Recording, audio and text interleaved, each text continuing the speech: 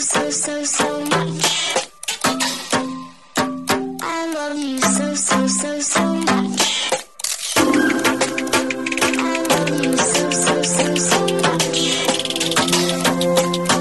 I love you so much.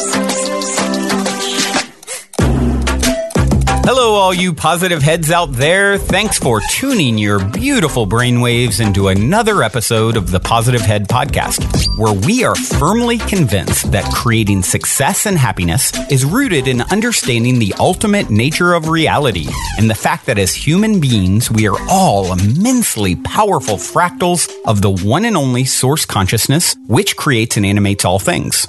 Now, of course, understanding this powerful truth is one thing. Applying this incredibly empowering wisdom to everyday life? Well, that's another, which is exactly why we provide you with a fresh serving of soul food for thought 5 days a week to help constantly remind you of what matters most. You are it. And I'm your host, Brandon Beecham. I'm the reflection and extension of you who will be here each Wednesday interviewing a different consciousness changemaker. And on the other 4 weekdays, leading the way to ensure that your perspective is consistently expanded, your vibration is constantly elevated, and your heart is overflowing and full. Also, this episode of the Positive Head Podcast is being brought to you thanks to the support of Gaia. If you're not familiar, Gaia is the go-to source for streaming consciousness content online, and you can sign up for your first month for only 99 cents at gaia.com/positivehead. That's spelled GAIA.com/positivehead. Check it out.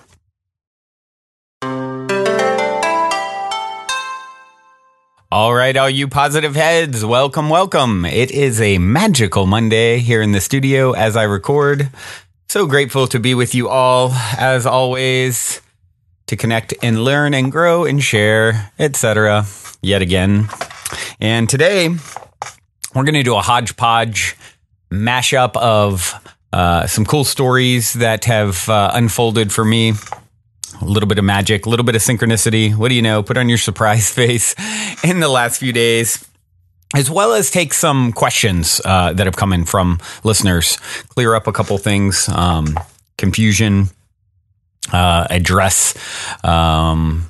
Just so hodgepodge, a few questions, few stories, and it is sure to be a good time. So as we jump in, let's see here.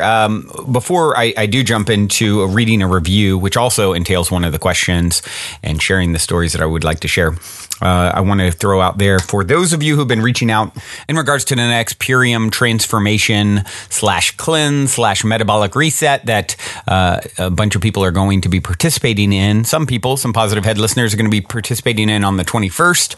And of course, you can do this at any time, but doing it in a group is always nice. So you can find out more about that at positivehead.com/transformation. I know for me, it was a huge reset in regards to my relationship to food and really ensuring in the simplest way possible to get superfoods into my system and to sort of strengthen the weakest link in my own personal, mind, body, spirit, triage, if you will, making sure that you can be the greatest conduit for light and to become your greatest and greatest self. It requires not only this heart mind stuff that we're doing, but also your physical health is an important, very important aspect to that. So for me, it was a game changer, and for I know 75 or so other listeners who've participated to date, I haven't heard from all of them, but a bunch of them, some major shifts in their health. So I'd love to see some of you, more of you guys and gals participate in that. And you can find out more at positivehead.com/transformation. Okay, today's review has a question in it, and so it's a little bit of a lengthy one. I'm going to go ahead and read it. It is on iTunes, and you guys know I love my iTunes reviews. Not only do they help us to reach new people, but certainly help continue to fuel my fire to continue this labor of love that is this show when I hear feedback from you all. So if you haven't reviewed on iTunes, please do so. It definitely is the holy grail of all things podcasting. It helps us to reach new people. And so this particular review came in by K Cleena X3. And K Cleena says, or maybe it's KK Leanna, I don't know. Probably Leanna. Leanna, I'm a guess, Leanna. Leanna said, Brandon, I've recently started listening to your podcast on a quest for positivity in my life, and it's become a part of my daily routine. I appreciate all the positivity you're able to bring to the table on a daily basis, and I truly strive to be more like you and the guests that you bring on the show. Their stories are truly inspiring. I've recently been struggling with something that I don't feel comfortable discussing with the immediate people in my life or a therapist, as I have a hard time opening up. Me and my boyfriend of 10 years have recently entered into a polyamorous relationship with another woman. Things were going really well for the first 6 months, but a few months ago we moved in together and I feel like I vortexed into a negative mental pit of despair. The relationship is something that I truly want to succeed, but I can't seem to get out of my own head. I find that I identify strongly with my astrological sign Scorpio, and that scares me. I feel myself becoming more jealous and resentful towards my boyfriend and new girlfriend with each passing day. I see them growing closer as I pull myself away. Before diving into the situation, I had depression and deep insecurities that I felt I was dealing with pretty well. Now that we live with this person, I feel as though I've become unrelentlessly negative. All of my actions, words, and energy has become entirely 100% negative all of the time, and I can't seem to escape it. Because of this, I've become distant from them both, which is the exact opposite of what I want. I want to project positivity, and they have both told me this is what they're looking for from me. They don't understand why I'm like this. I know that my boyfriend and I are solid, yet all of my fears and negativity seems to have taken over my life. After reading books like The Secret, I realized that I've manifested this into my life with my depressing thoughts and fears. Each time I try to open up about these feelings, I push them away further from me and drag them down with me, which pushes me deeper into a negative pit of despair. I am constantly worried about the past and the future. I can't quite get myself to be in the present. I guess what I'm looking for is advice on how to handle these constant negative thoughts and emotions that never seem to cease in my head. How do you get out of your head? I know I'm naturally a negative person, and this is where the problem stems. I realize I am the toxic person in the relationship, and I don't know how to fix it. I don't want the fact that I'm a negative Scorpio to define me. It's something I'm desperately trying to overcome. This is a situation that I want to be in, and I care about them both so much. But as I feel as though I'm destroying our relationship with each passing day. My boyfriend tries to constantly tell me to be positive, basically fake it till I make it. I want to be happy again, and I want to be able to trust and love and spread the positivity that I know is somewhere inside of me. I want to be able to control my thoughts without taking medication, which I fear will be my next step if I can't get a grip. Do you have any words of advice for me? Do you have any words of advice in ways in which I could spin my negative thoughts into positive ones? I'm not good at hiding my feelings, and I fear I am going to destroy our relationship. Thank you for reading my story. Thank you for being you and doing this podcast as frequently as you do. I truly think the world desperately needs more Brandons. So much love to you all. Wow, that was quite the review. Leanna, thank you so much for taking the time to not only share the love that you have for the show, but also to open up with your situation and to ask your question. And so I'm going to take a moment to address the question here. One of the things that jumps out to me is, these stories that you're telling about being an inherently negative person. This is what I am. This is me. Well, that's a story that you're telling that, of course, becomes true if you believe it, like any story. The big problem here is how much energy you're giving towards negative thoughts in general. I mean, you're just choosing to focus on the problem. This isn't something that you're inherently negative. You're inherently neutral. You are taking these thoughts that are really clouds going by your mind, right? The real you is the observer behind these thoughts. And then you're attaching yourself to them and allowing them to take you down a rabbit hole. This is, I've been talking a lot about the book, The Untethered Soul, recently, which I would really recommend for you. And it touches on this quite a bit. It's like the real you is the observer behind these thoughts. So what you're having is a flurry of negative thoughts that are coming up. You're seeing them come across the clouds of your mind, as clouds on your mind's eye, so to speak, the sky that is the observer behind it. You're seeing them come up, and then you're saying, oh, there's a thought. Let me grab onto it and follow it down a rabbit hole. And that's what you're doing. You're choosing to identify with the thoughts, but the thoughts aren't you. They're constructs. They're just blocks of energy that are passing by. The real you is the observer that was there when you were 5 years old, observing whatever was happening then. Basically, the unmoved mover behind all of whatever was happening, right? The same true you, your higher self, that will be observing when you're 95. It's not, the thoughts aren't you. And you're taking them as you and putting a lot of energy into them. And then, obviously we can all hear how much energy is given to this story and this idea of, the vortex of despair that that you are, and you're inherently negative, and, you're all these judgments about, and fears that obviously the more you're giving to all that story, the more you're creating it. What if you stopped caring? What if right now, I think it was Krishnamurti who said, Krishnamurti in a lecture once asked his audience if they wanted to know his secret. The lecture hall reportedly went silent as the audience wanted to, hear, yeah, of course, what is it? The kernel at the heart of the wisdom of Krishnamurti. And he said, this is my secret. He said, I do not mind what happens. And that is, that's quite the secret, right? You are minding so much what happens. You want it to work. You don't want to be negative. All these ideas of what what if you just stopped? You just understood the next time you saw one of these thoughts coming in, you just observed it. You didn't attach to it. You didn't follow it down a rabbit hole and then let it build on another and another and another and another. And next thing you know, you're completely lost in the story. You asked about how to get out of your mind. Stop following the clouds. Just watch them, observe them with no judgment whatsoever. Move into your heart. Feel with your heart. Drum up the love that you have for them both, like you were talking about. The love that you have in your heart for everyone. Focus on that. Focus on moving from the head into the heart space. Do meditations to focus on moving each day. Go onto YouTube, find heart meditation. Open your heart chakra. There's all kinds of things you can find out there. This is what I would recommend you doing. You've got to stop. If you want to change it, you've got to stop following these stories, following these clouds that are just passing by. And what happens is, and as it talks about in the Untethered Soul, as you stop doing that, you'll notice these thoughts just completely wither and disappear. They have nowhere to go. You're not giving them the life force they need to keep feeding. All of this, it's these negative spirals. They need your energy to continue to live. If you just watch them and say, "Oh, okay, I see you, negative thought.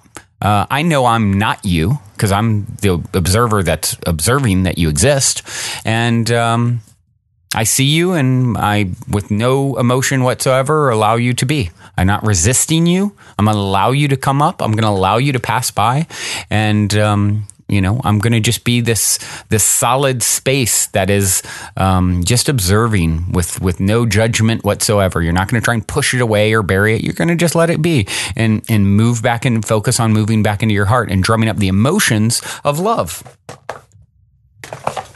If you want to chase something, chase that, not following these stories. And you're going to have moments where you still, of course, chase the stories, but then you're going to catch yourself. Hold on, I'm chasing a story again, and back up, stop, release, stop, release, stop, release. And you just keep practicing this, and you will find that you get much better at it. You are not any of these stories of you're an inherently negative person and all that. That's just a story you're telling. Every moment is another chance to turn it all around. You're literally born again in this very moment that you're hearing this. You are literally the particles that make up the atoms that consist of you are vibrating in and out of existence. Every breath is like birth, death, birth, death. You're literally being recreated anew constantly. So, there is no past. You can't show it to me. It's not there. The future never comes like you see it. Show that to me. You're only now. You're brand new now. What are you going to do? Well, I would say start moving behind the thought that pops up. Drop in behind it. Observe it with just out mind. Don't mind what happens at all. Don't mind what happens with the relationship. You don't need anything. Just stop being so passionate about any of the ideas. in a very good and healthy way. That's my 2 cents. I'm sticking with it. I hope it helps Leanna, and I hope it helps some of you as well who maybe are struggling with something similar in whatever situation, right? Where you're just in this negative spiral of judgment and fear, and it sort of turns into, you make a mountain out of a molehill, right? You give so much energy to it. I mean, you can hear how much energy Leanna's put into the story. So it's this monstrous thing now. You can just let it all go. Stop minding what happens. Well, maybe you're going to lose the boyfriend forever. Okay. All right. I accept that. I just accept everything. Oh, there's another negative thought. I'm going to observe it. I'm not going to chase it anymore. I'm just going to let it be. And you'll see that it has no legs now. You're not feeding it. You're not the wind blowing the clouds so it can get bigger and take up more of the sky.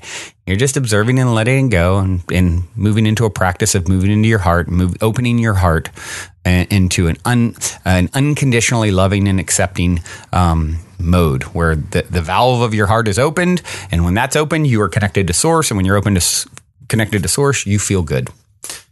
The only thing that matters. That is the path. All right, let's see here. Moving along. What else do I have time? I don't know if I'm going to have time to get to all of the things, the stories and the other questions today. So maybe the stories I'll share tomorrow, and we'll just take a couple more questions here. And let's see. This one came in and said, "Hi, Brandon. I would like to remain anonymous. If you do, by chance, read this on the podcast. Recently, I've been noticing the theme of money, lack thereof, debt coming up for me lately. In what ways can we address money in our spiritual life? What will we meditate on, visualize? How do we put a positive spin on such a heavy topic? I, as would many people, love to manifest financial freedom in my life so I can give back in a big way. But where do you even start? How can I get out of my own way? You once mentioned Money Mondays, and I think that would be an amazing Monday topic for the podcast. Well, what do you know? It's Money Monday again. It is Monday here as I record. And you can go back and search the archives, by the way, guys, for anything positive. If you go to positivehead.com, go to the podcast section. There's a search feature. And if you put in money, I'm sure there will be multiple episodes that come up. So I'm going to just briefly touch on this. Again, because as we always do on the show, we circle the same things over and over and over again because it takes that to rewire our thinking, our minds, our hearts, to really get this stuff down. So money has definitely been a topic that I've talked about recently. And the whole idea that, for some people, it really becomes this evil thing in our society that we have to hate on. And, we're not supposed to be abundant, which is really the opposite of what source is. What your higher self is infinitely abundant. And yes, the monetary system that is currently set up on our planet is maybe not ideal compared to what we'll have, say, 100 years from now or 1,000 years from now. However, we have a energy exchange system to sort of manage that process. But it's what exists now. So I think the most important thing for people is to get out of your own way, as the anonymous questioner put here. How do you put a positive spin on such a heavy topic? It's positive because it's exactly where we're at in our evolution. The monetary system as it exists currently is exactly what we need to become the next greatest and grandest version of ourselves. You don't listen to, as Alan Watts talks about, you don't listen to a song to hear the last note. It's the journey along the way. The monetary system that currently exists on our planet is a part of that journey. And when you can understand, accept, appreciate that, instead of saying this is evil and wrong and I want nothing to do with it, you're not doing anyone any good. If you're, how can you, if you have no resources in the system, in the game in which you find yourself, where this is a tool that you use, it's like playing a video game and saying, oh yeah, I'm never going to pick up the armor along the way or the helmet or whatever it is that the character needs to get to the next level. You can use money in a very, very positive way. I've been saying for many, many years, over a decade, I want to become a billionaire to use money to help get rid of the current monetary system in some way, right? Or to reframe it and restructure it in a way that's more congruent with the idea that all is one and what's good for others is good for me and all of those things. But I'm not going to get there by not participating in the current system in any way, shape, or form. I know a lot of people who don't participate very much in that system, and not saying there's anything inherently wrong with it if you decide to do that, but they don't have financial resources to create change with. They may create change in different ways. So that's really the question is, what do you want to do? Well, it sounds to me like this person really wants to have more financial abundance in their life. And the key to manifesting more financial freedom is to first understand who and what you truly are. And that is, you are one with the abundance that is so abundant. The source of abundance itself is you. Like, think about that for a minute. Who created abundance? Who created resources? Who created matter? Who created this whole planet and all its rich resources, plus every other planet? You, your higher self, the extension of us, right? And when you understand that that is you, that's how abundant you actually are. Now the question becomes, how much of that do you want to call in for whatever it is you want to do next, right? You probably don't get, 1,000,000 pounds of lumber to build a little shed in your backyard. So what do you want to do? What is it your plan? You call in whatever amount of abundance seems appropriate to you based off of what it is that you want. There's a great song I love by a group called the Paper Kites. It's called Paint, and it just comes to mind. And they talk about, and the lyrics in the song is,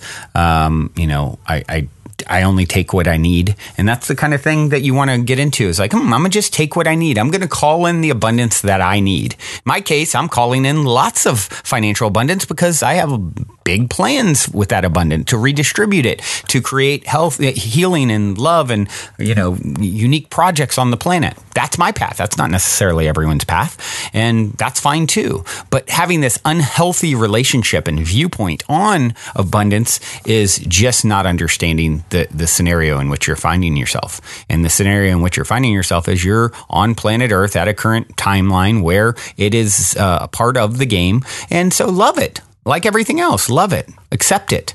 Don't resist it. What you resist creates nothing but problems. And so, reestablishing your understanding and your perspective on it is huge. That's the start, right? And then that's getting out of your way. And then from there saying, okay, now I know who and what I am, and that I am unlimited abundance. Now, how much of it do I want to call into my world and to utilize to create the greatest and grandest version of my own life experience, right? And from there, just start acting as if, believing you are that worthy of having it. You guys hear me say the quote sometimes, when you come with your bag of sugar held out to be filled, it will be examined to see how large it is. And that's just, how much do you think you're worth? Well, the truth is you're worth it all. You actually are it all, right? But believing that is paramount if you really want to attract a lot of financial abundance. It's important. I mean, it's the same process to attract, $10,000 a year as it is 10 billion. It's just the story that you're telling yourself about your worth in order to call that in. For me, I've been telling a story that I'm worth large sums of it for many, many, many years. And then the ways that is starting to flow to me came from totally unexpected ways, so I just had the trust and faith that it will come to me in the right season, in the right time, in the right place, and didn't get attached to all the details. Let higher self fill that out. And then from there, synchronicity and serendipity and being in the right place at the right time and just turning over the right rocks and following the breadcrumbs, you end up in the position that creates the abundance that you need while you're getting the lessons that you need for your own growth. It is a perfect process if you learn to trust and flow and relax into it. So that's my Money Monday talk. I hope that one helps. I got one other question here that I would like to address before we wrap up today. And that question is, this may be the wrong format to send this message, but I wasn't sure where else to contact you. Actually, it's fine where you contacted me. And the person said, I'd been listening to your podcast and was pretty into it, but then I came on an episode where you and a guest, I'm sure you'll know which episode, were aggressively bashing Christian beliefs. I myself am not a Christian, but I have many friends that are. It was very interesting to me that a seemingly open-minded podcast that discusses concepts like healing physical wounds with thoughts of love would so dogmatically mock a perspective on life that has been very helpful to others. If the world is truly all one, how could it be more foolish to understand God as Christians do rather than a New Age believer might? They both seem equally fantastic and plausible to me as any religion or philosophy from the dawn of time. Even the New Age, Hindu, and Buddhist belief systems have been manipulated by quote-unquote wicked humans for selfish reasons just as Christianity. I'm genuinely curious what your thoughts are in potentially pushing away a searching mind by appearing arrogant in your own beliefs. I'm not saying any of this in anger, as tone is difficult to portray via email, just curiosity. If I'm being honest, your mockery of the belief that one could hear the voice of the biblical God while claiming to be able to download information from the universe is the same in the same breath seems quite humorous and paradoxical. I do enjoy much of what you have to say in your podcast and hope you have a moment to reply with your thoughts. Thank you. All right. So this is a great question and great concern that this individual has addressed. And obviously, I would like to take a moment and respond. First off, I do remember talking about Christianity recently. I don't recall quite being as arrogant and judgmental as this person received it. That being said, if I was in any way coming off as judgmental, then my sincere apologies, because you know what? Christianity has been a great piece of my own journey. As many of you guys know, I was raised in a very conservative Christian household. I went to a Christian college until I was kicked out, but had some great memories and experiences. And I feel like it really helped to lead me to where I am today, right? The journey is the goal. And I believe it is. I agree with this person that it is a very key part of many people's lives, and it's led to really good things for many, many people. So perhaps there is, when I look at sort of some of the dogmatic things that were taught to me as a child and a lot of the fear that was handed to me through the particular, denomination, if you will, of Christianity that I was exposed to, there is a little bit of, maybe not huge resentment, but it is a little bit like, when you've been subjected to something that you now don't view as correct, and you've seen that it creates a lot of fear in others and people that you love. Perhaps some of that leaked out in my podcast, and maybe that came across that way. And if that was felt by this person, my sincere apologies again. As far as, the idea that the two, are equally plausible. And that's, of course, an opinion or judgment, whichever. I totally get it. Makes sense. To me, they're not quite, I was raised Christian. I started being open to a lot of these concepts. They made a lot more logical sense to me, resonated a lot closer. I started actually having spiritual experience as opposed to hearing about it. For me, the big difference was this idea that God is a separate energy that needs to be worshipped, and or else he's a jealous God and he's going to torture you for eternity. That whole thing didn't resonate with me at all, compared to the idea that I'm one with it all and it's infinite love and there's no one that wants to harm me because I am it. And so, from my own perspective, and it's just my own opinion, they're very different, and one seems just really makes a lot of sense. The idea that it's all one, and we can see that it's all one physically, and all of those things. And so I just mainly just want to say I never intended to seem as if I was mocking Christianity or any organized religion. I believe it's all perfect. It's exactly leading us all to where we're meant to be next. My father, who door knocks every Saturday to invite people to his church, I love him a ton. I have no judge. I think it's perfect for him where he's at in his own process of becoming, the next greatest and greatest version of himself. What I think you were referring to when you said the voice of God, what I remembering back, and I don't remember what episode or anything like that, but what I think I was referencing there was this idea that with the Bible, which is, with Christianity, this is like the text that you follow. In my dad's case, you take it literally verbatim. It says, sing and make melody in your heart. It also says, do not add to or take away from this book. And that equates to, if you have an organ or piano in church service, you're going to hell for eternity because it said do not add to or take away, and it said sing and make melody in your heart. It didn't say and include a piano. So to me, it may seem like I'm mocking something like that as an example, because that is not equally plausible with the beliefs that I currently hold. It seems a little like it's like a ridiculous thought to me. But in no way is there judgment there. I understand how he arrived there, and the people that go to his church arrive there, and I have unconditional love for where they're at.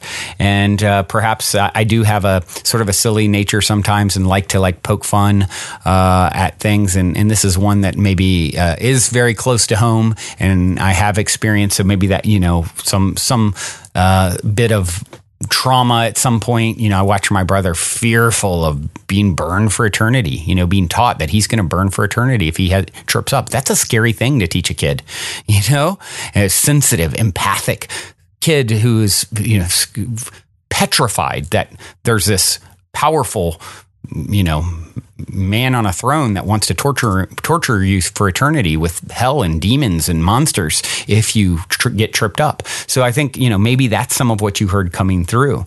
So, to me, just to get back to what I was just saying, this idea that, the Bible supposedly has all these rules about a God, and he's jealous and he's going to torture you, but he loves you. And if and there's only one way, and all these ideas of what I've been exposed to in Christianity. And I know there's other much more open and loving versions and denominations, and I applaud those for that. But that was what my own personal exposure was. So to me, it was always like, okay, so you're telling me these things that didn't make much sense compared to the way I currently view the ultimate nature of reality. And then you're telling me, God said this, God said that in the Bible. It's quoting God, it's quoting Jesus, and yet they didn't have recorders or anything. And this text, even Jesus, it was written down decades after he was dead, right? Quoting him, like someone's got a really good memory. So that was sort of my thing. What I was trying to get at is that, these rules that didn't make sense, and a lot of what appear to be man-made ideas and concepts, a jealous God that, wants to torture you and all these things, that seems very man-like, not, if you're all that is, what are you jealous of? And so, the idea that the way it's explained to me is like, well, you've got to follow this writing because God told the person writing it. And so, what I think I was referencing and that you're now referencing is I was saying that, I don't know, the same person that's telling me all these rules that don't make sense are saying God told them. And, I could do, so if I say God tells me something now and write it down, now these are the rules and worship me accordingly and worship God accordingly. That's what I think I was calling into question. Whereas someone who maybe is downloading information, channeling information from beyond 3D, is not necessarily saying, okay, here's a book, now do this or burn for eternity.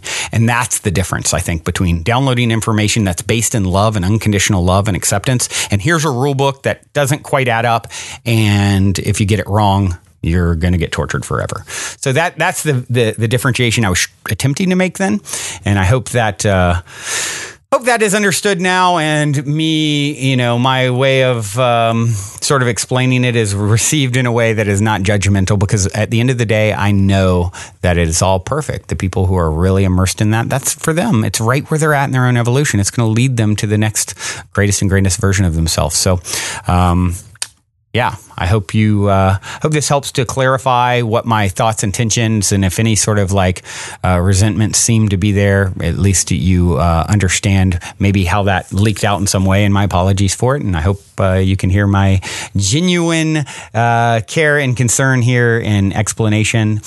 That's my story. I'm sticking to it. And with that being said, I have a track to leave you guys with today.